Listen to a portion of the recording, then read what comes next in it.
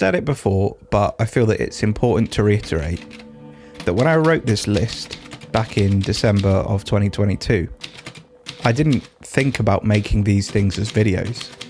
I just sat down and wrote a list of 52 things that would help me come over creative block. I wrote the list for me. I didn't have anyone else in mind. I didn't think of sharing this list with anyone else. The idea at the time was simply to blue tack it to my wall and look at it as often as I could. But it's with ideas like this one that I tend to get a little stuck. You see, again, this idea was just for me. It makes sense to me in my brain.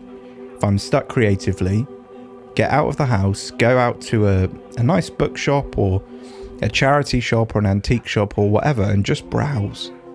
It makes sense to me. Then when I make these videos, I have to think about why. Why browse? What's that doing creatively? How is that going to help me get back to work? Surely that's just a distraction or an excuse to get out and visit a good bookshop. You see, I love bookshops. I love books. Sometimes I think I love books more than I love reading books. My shelves are full of books that still are waiting to be read. I'll browse books if I pass a phone box and it happens to be converted into a book swap. I'll browse books in the doctor's office.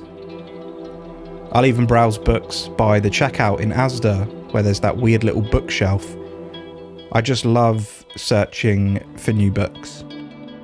Nothing beats a good bookshop though. A safe haven. A dedicated place just for bounds and boxes of books. Floor to ceiling, books to discover. I find something so exciting about it, and it awakens my mind a bit. I just love being surrounded by books. I think when it comes to creative block, a lot of the time what's really happening is we're becoming jaded with our work, or our minds are just becoming tired or burnt out or bored or just overworked. And I think that by browsing these places, we're reawakening our minds. We're rekindling a curiosity that sometimes creative work sucks out of us.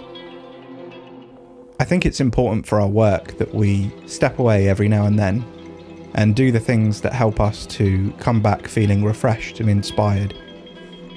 And for me, I just love being surrounded by books.